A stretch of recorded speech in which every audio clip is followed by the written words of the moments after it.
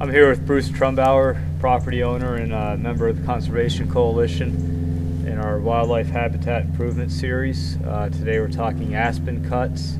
And Bruce, you've seen some of the benefits here on your property of what aspen can provide to wildlife. Yeah, we have a large wetland below us here, and the beavers have a dam on the other side of the swamp. It's several hundred yards away, but they've been coming up to this aspen thicket to take aspen, and they've been chewing it off, making the stump, and they take the saplings that they cut off for food. They eat the bark and the wood, and they use it to repair their dam and work in their huts.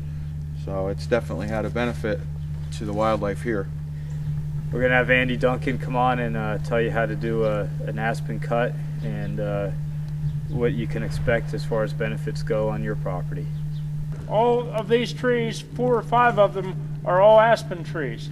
And one of the easiest way to identify them is if you look up the bowl of the tree or the stem, the further up you get into this kind of whitish or a little bit greenish white colored bark.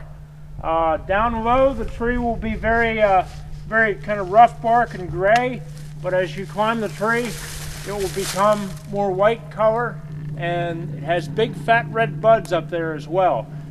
Native species such as aspen, such as the blackberries that we have on the ground around here, those are the kinds of species that we want to have coming back, creating our cover, providing our food source.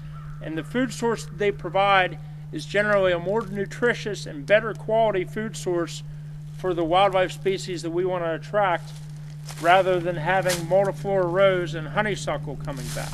When you cut aspen down, it has a root system that spreads all out through here.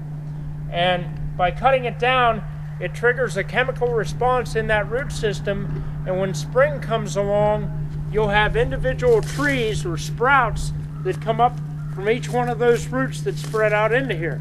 We're going to take down this aspen tree. We're going to cut it down, and then in the spring, as I said, those root systems will cause a chemical response to allow sprouts to come up all through here. This is exactly what we're looking for with an aspen patch cut. We cut in this area.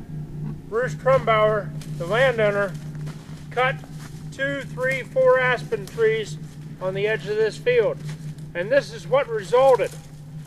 Literally hundreds of sprouts coming off of the root systems of those aspen trees, and now forming a nice dense canopy, a nice dense cover patch, providing overhead cover for pheasants, for ruffed grouse, for American woodcock, and for other species.